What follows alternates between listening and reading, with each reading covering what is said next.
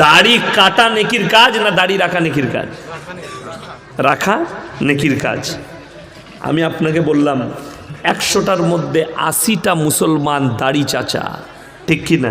কথা বলে আমাদের দেশে তো কোনো ছেলে যদি দাড়ি রাখে 5 ওয়াক্ত নামাজি হয়, তার বিয়ে হওয়া মুশকিল আছে, ঠিক বললাম না? সে যদি মেয়ে দেখতে যায় আর মেয়ে যদি দেখে ছেলে নামাজি, ছেলের মুখে দাড়ি আছে, বলো ওকে বিয়ে করবো না।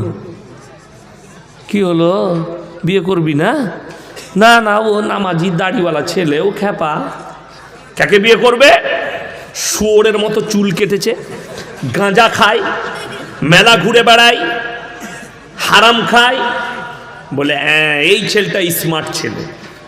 শুয়োরের মতো চুল কাটলে সে হচ্ছে স্মার্ট। যে ছেলেটা 5 ওয়াক্তের নামাজি হবে, কেন? এ জানে যে আমি যদি এই নামাজি দাড়িওয়ালা ছেলেকে, পরেজগার ছেলেকে বিয়ে করি, না আমাকে পর্দার বাইরে যেতে দিবে, না আমাকে মেলা ঘুরতে দিবে, না আমাকে বাজার ঘুরতে দিবে, পর্দায় রাখবে, যার কারণে একে বিয়ে করা যাবে না। এই সেন্সটা পাল্টিয়েছে কোথা থেকে জানেন? আপনারা বলুন, প্রত্যেকটা, এটা মাদ্রাসার জলসা, প্রত্যেকটা মুসলমান নরনারীর জন্য দিনী শিক্ষা অর্জন করা কি বাবা? আপনারা কেউ জানেন না? ফরজ। আমি বলে যাচ্ছি, গোটা নলহাটি থানায় 100টা মুসলমানের মধ্যে 90 জনের কাছে দিনী শিক্ষা নাই, 90টা লোকের কাছে। যার কারণে বেঈমান কাফেরদের আমলটা আপনার কাছে বেশি গুরুত্ব হয়েছে, আর রসুলের আমলের গুরুত্ব আপনার কাছে নেই। আজকে দেখলেন আমাদের দেশে যে জায়গাগুলোই রং আছে সেইগুলো নিয়ে মারামারি বেশি। রং মানে বুঝতে পেরেছেন? রং মানে খেলাধুলা, মজমস্তি আছে, সেইগুলোতে মানুষের গুরুত্ব বেশি। আর যেগুলোতে রংলীলা নাই, যেগুলোর ইসলামে গুরুত্ব বেশি, সেটার কোনো আপনার কাছে গুরুত্ব নাই।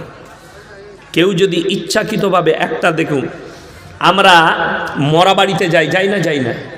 মরা বাড়িতে গিয়ে প্রত্যেকটা লোক চাই কি, এটা আমার আত্মীয়, এর জানাজার নামাজ ছাড়া যাবে না। ঠিক বললাম না ভুল বললাম? কেউ ছাড়ে? গুরুত্ব দিয়ে দাঁড়ায় বয়ান শুনে, ভাই আমাদের এই দিনটা আসবে, আর তখন চোখের পানি ফেলাচ্ছে।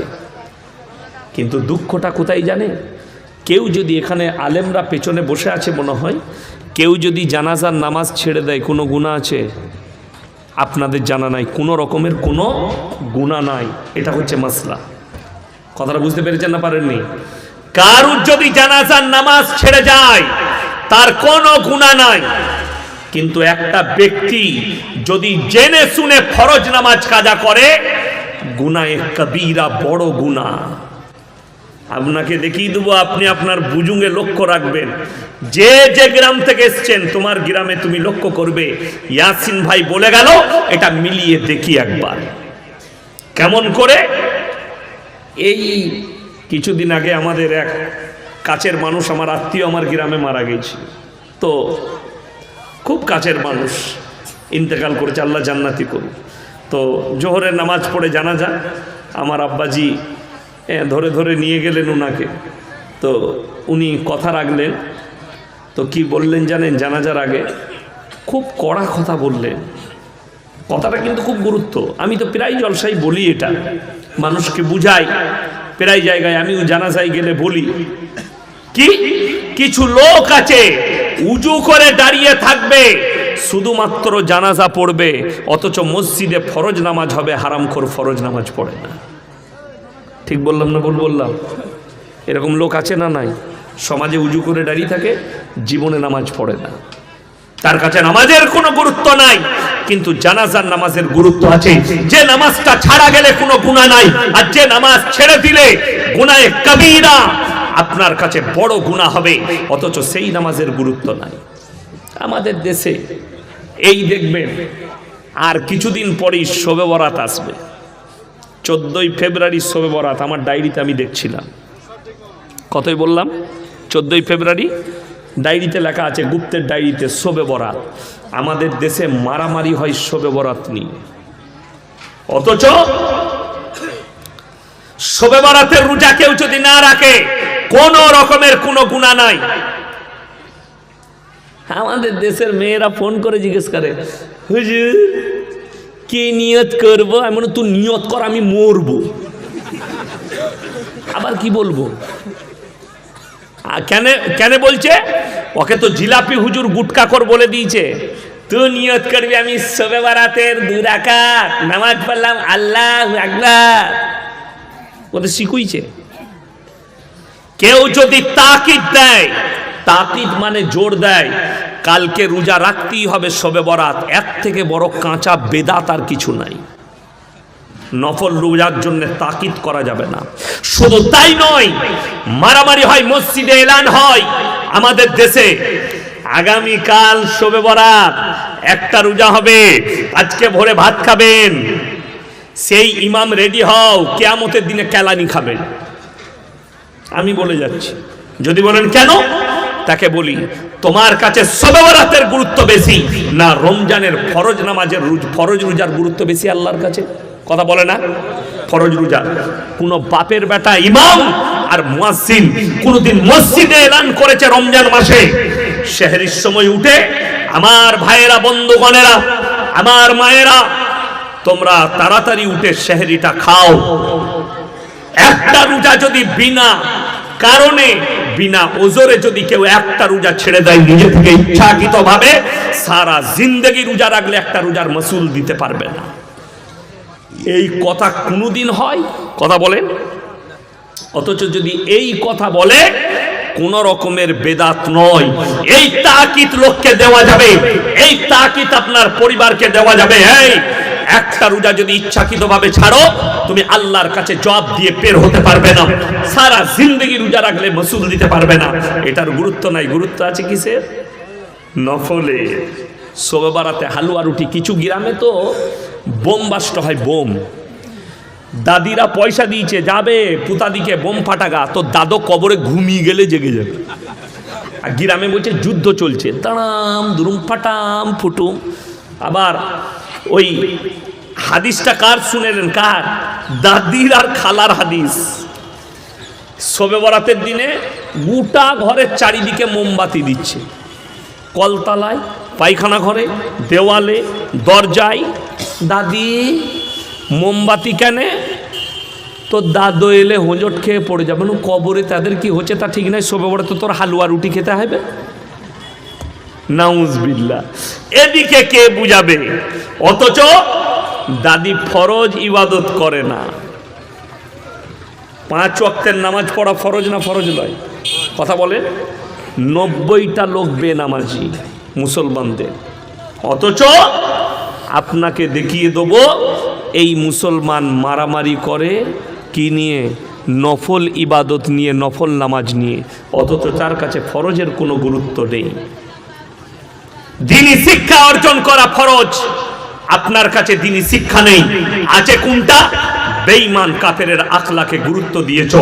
তোমার ছেলে ডাক্তার হবে, শুনেন, যারা শিক্ষিত আছেন, এমএসসি, বিএসসি, বিকম আছেন, যারা নিজেদের ছেলেদিকে কলেজ, ইউনিভার্সিটিতে ছেলে মেয়েকে পড়াচ্ছেন, আপনার ছেলে ডাক্তার হোক, মাস্টার হোক, প্রফেসর হোক, ইঞ্জিনিয়ার হোক, নেতা হোক, মন্ত্রী হোক, এমএলএ হোক, এমপি হোক, সব হোক, আল্লাহর কসম খেয়ে বলে যাচ্ছি, আল্লাহর কসম খেয়ে বলছি, যদি তার মধ্যে দিন না থাকে, আমার আল্লাহর কাছে কোনো মূল্য নাই।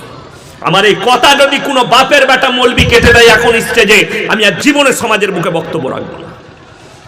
যে আমার আল্লাহকে চিনে না, তার গুরুত্ব আমার আল্লাহর কাছে কিচ্ছু নাই। সে একটা জানোয়ারের মতো, সে একটা প্রাণীর মতো, চতুষ্পদ জন্তুর মতো, যে যার মধ্যে দিন এলো না। অথচ সে মনে করে আমি মুসলিম বাড়িতে বসবাস করছি। আপনি ভাবছেন আমি হাজী সাহেব, আমার ছেলে পাপের সাগরে ডুবে আছে, অসুবিধা নেই, আমি তো দোয়া করব সন্তানের জন্যে, আমার সন্তান জান্নাতে যাবে, তুমি লিখে নাও। তুমি কেন? তোমার 14 পুরুষ পীর যদি আজকে আমাদের সমাজের লোক নামাজ পড়ে না, রোজা রাখে না, তার মারাত্মক কারণ হচ্ছে সে জানে আমি মরে যাওয়ার পরে আমার মিলাদ পড়িয়ে হুজুররা জান্নাতে দিবে। তোর হুজুরও মার খাবে, তুইও খাবি, তুই রেডি থাক। নামাজ নাই, রোজা নাই, দিনদারি নাই, তাকওয়া নাই, পরেশকারী নেই, তুমি বলছো আমি মিলাদ পড়িয়ে জান্নাতে যাব। কত বড় কষ্টের বিষয়। একটা হুজুরের দোয়া শুনিয়ে দেন যে তিনি বলেছেন, আল্লাহ আমাকে দাওয়াত দিয়ে এনেছে, এক ছেলে মদ খেয়ে মারা গেছে, এক ছেলেকে তুমি জান্নাতে দিয়ে দাও, আমাকে দেশি মুরগি দিয়ে ভাত দিয়েছে, 5,000 টাকা দিয়েছে। এই দোয়া শুনেছেন কোন হুজুরের? আমাকে যদি 10 কোটি টাকা দেন মিলাদ পড়িয়ে, আমার মতো বাপের বেটা মৌলবি আমি কোনোদিন দোয়া করব না। আমি একটাই দোয়া করব, আল্লাহ মুমিনিন মুমিনাত মুসলিমিন মুসলিমা, এই দোয়াটাই করব। আল্লাহ তুমি এদিকে জান্নাত দাও, বাকি আমার কাছে ওই দোয়া পাবেন না। আর আপনি বলছেন অসুবিধা নাই, যা করেছে না করেছে জান্নাত মিলাদ পড়িয়ে চলে যাবে। সারা জিন্দেগি মদের আসরে আর গাঁজার আসরে সময় কাটিয়ে দিল জিন্দেগি ভর, আর মারা গেছে আপনি বলছেন মিলাদ পড়িয়ে আর কোরআন খানি করে জান্নাতে পাঠাবেন। আমাদের দেশের লোক তো কোরআনটাকে কি ভেবেছে, এটা খালি কোরআন খানি করার জন্যে, রমজান মাসে খতম করার জন্যে। তোমার জানাই নেই তোমার কোরআন থেকে তথ্য নিয়ে পৃথিবীর সব কিছু খুঁজে বার করছে কেন? আল্লাহ রাব্বুল আলামিন এই কোরআনের মধ্যে গোটা পৃথিবীর বায়োডেটা ভরে দিয়েছে। জোরে বলুন সুবহানাল্লাহ। কোরআনকে আপনি গবেষণা করতে লাগবেন, একের পর এক তথ্য আপনার কাছে উঠে আসবে কোরআন থেকে, আপনি অনুভব করতে পারবেন না বিজ্ঞান কতটা তথ্য আপনার কাছ থেকে নিয়েছে, আপনার কাছ থেকে কতটা কিচ্ছু তারা গ্রহণ করেছে, আপনি অনুভব করতে পারবেন না। অথচ আপনার কাছে কিছুই নেই। কেন? আপনার কাছে দ্বীনি শিক্ষা নেই। আরে ছেলে ডাক্তার হোক না, অসুবিধা আছে, কে মানা করেছে? আচ্ছা কোনো মৌলবি বলেছে ছেলেকে ডাক্তার করা যাবে না? আমরা কেউ বলেছি? আমার 1 লাখের বেশি বয়ান ছুটছে আমার ইউটিউব আর ফেসবুকে, একটা বার করেন যেখানে বলেছি স্কুল কলেজে পড়ানো যাবে না। আমি বলেছি মুসলমান দুনিয়া আর দ্বীনি এডুকেশন দুটোই আপনার প্রয়োজন। আল্লাহ রাব্বুল আলামিন ইসলামের বুনিয়াদ রেখেছেন শিক্ষার দ্বারা। প্রথম কোরআনের আয়াত রাসূল আকরাম সাল্লাল্লাহু আলাইহি সাল্লাম গারে হিরার মধ্যে ছিলেন, আর কোরআনের আয়াত আল্লাহ পাঠালেন, ইকরা বিসমি রাব্বিকাল্লাযী খালাক। হে নবী পড়ো। শিক্ষার উপরে, এডুকেশনের উপরে। আজকে মুসলমানের কাছে দ্বীনি শিক্ষা নেই, আপনার কাছে দ্বীনি চর্চা নেই।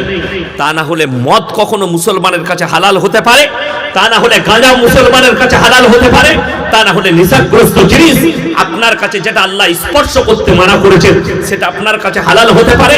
সুদ কখনো মুসলমানের কাছে হালাল হতে পারে? আপনারা বলুন তো, লটারির টিকিট কাটা হারাম না হালাল? হারাম। অনেকজন বলছে, আমি একজনকে আজকে দেখলাম কমেন্টে লিখেছে, সে কোন ধর্মের জানি না, তবে আশা করি মুসলমানই হবে।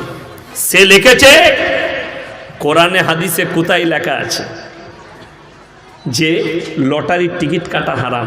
আচ্ছা নবীজির জামানায় কি লটারি ছিল? কথা বলেন, ছিল না। হারামের যে পদ্ধতিটা আছে সেটা আগে আপনাকে জানতে হবে। কেন হারাম, এইটা হচ্ছে আপনার প্রশ্ন। কোরআনে হাদিসে নেই মানে হালাল, এটা কখন নয়। যদি বলেন কোরআনে হাদিসে নাই মানে সেই জিনিসটা হালাল, তো সেই জিনিসটা হালাল হলে তো তোর কাছে গুটাও হালাল হবে। গু খায় না কেন? কোরআনে হাদিসে কোথাও লেখা নাই যে গু খেতে পাবি না, লেখা আছে? লেখা নেই। তাহলে গুটা হেগে দিয়ে ওইটাই খা, আর ইনকাম করা পয়সা লাগবে না। ওটাই হাঁকবি, ওটাই খাবি, ওটাই হাঁকবি, ওটাই খাবি, মুদবি, পানি খাবার দরকার নেই, মুদটাই খা। এগুলো হচ্ছে গোবর করার মূর্খদের কথা। এই যেমন মাসখানেক আগে আমাকে একটা অমুসলিম ভাইদের ছেলে ফোন করেছিল, স্যার আমি আপনার বক্তব্য শুনি। আমরা আলহামদুলিল্লাহ, আল্লাহ তোমাকে হিদায়েত দেখ। বলছে আমার একটা প্রশ্ন ছিল। মানে প্রশ্ন করো। বলছে আপনারা গায়ের দুধ খান? বলে অবশ্যই। গায়ের মাংসও খান? বলে হ্যাঁ। বলে মায়ের দুধ খান? মানে খাই। বলে মায়ের গোশত কেন খান না? এমন দামি কথা বলেছে। আমি উত্তর দেবো? বলে দেন। আমি উত্তর দিলে কিন্তু ইঞ্জেকশনের মতো লেগে যাবে, আমাকে গাল ফাল দাও না। বলে না না গাল দেবো না। দেখো? বলে হ্যাঁ। ফোন কেটে পালাবে না? বলে হ্যাঁ। আমি বললাম শোনা, তুমি গরুর গোবর খাও না? খাও না? বলে খাই। গরুর মুত? বলে হ্যাঁ গায়ের মুত খায়। আমরা তোর মায়ের মুত আর গু খায় না কেন? কথাটা বুঝতে পারেন না? তো সে আমাকে ফট করে মা বোন তুলে গাল দিলাম। আমরা আরে ভাই আমি ঠিকই বলেছি, যদি একটা জানোয়ারকে মা বানিয়ে তার গোবর আর মুত খেতে পারিস, তো যে জন্ম দিয়েছে তার মুতটা পান করতে অসুবিধা কোথায় তোর? এটা বললি আমি খারাপ হতো গালি দিলে। তো বড় কষ্ট লাগে, কমেন্টে লিখছে লটারি হারাম কি করে হলো। আপনাকে বলে দিই, সবাই বলুন তকদিরের মালিককে, কথা বলে না? ভাগ্যের মালিক আল্লাহ। ভবিষ্যৎ কে জানেন? আল্লাহ। বড় কষ্ট লাগে, বুঝাচ্ছি আপনাকে। রামপুরহাট স্টেশনে বলুন, নলহাটিতে বলুন, আর সব থেকে মারাত্মক হচ্ছে হাওড়া এবং শিয়ালদাহ স্টেশনে। আপনি যখনই ঢুকবেন 1 নম্বর প্ল্যাটফর্মে বেরুবেন, ইন্টারসিটি এক্সপ্রেসে নেমে 1 নম্বর দিয়ে হাওড়া ব্রিজের দিকে যখন বেরুবেন, একবারই ওপরে চেপি বাঁ হাতে ডান হাতে ছিঁড়া চট বিছিয়ে বসে আছে। একটা অ্যাটার্চি আছে, ভাঙা অ্যাটার্চি, অ্যাটার্চি খুলে রেখেছে, অ্যাটার্চির ভেতরে আছে পাথর, আংটির পাথর। হারামখোর ছিঁড়া চটে বসে আছে, সামনে ফাল্লামা, হাত দেখে লোকের ভবিষ্যৎ বলছে। আর দেখাচ্ছে কারা?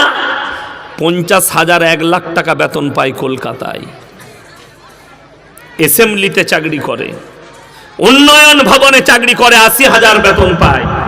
সকালবেলায় উঠে বর্ধমান থেকে নেমে, বোলপুর থেকে নেমে হাত দেখাচ্ছে, দেখুন তো আমার কি চলছে। বলছে তোমার ভাগ্যটা একটু খারাপ যাচ্ছে। লটারি বুঝুচ্ছি, কিন্তু কত দূর যেতে হচ্ছে আমাকে বুঝালেন? লটারি বুঝুবার লেগে, লটারি হারাম এটা বুঝবার লেগে কোথায় যেতে হচ্ছে।